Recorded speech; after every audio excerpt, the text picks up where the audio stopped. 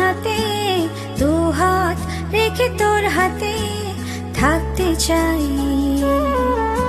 শর্তহীন। আমি একটু একটু করে আমাতে নাই, সবটা দিয়ে তোরই হতে চাই।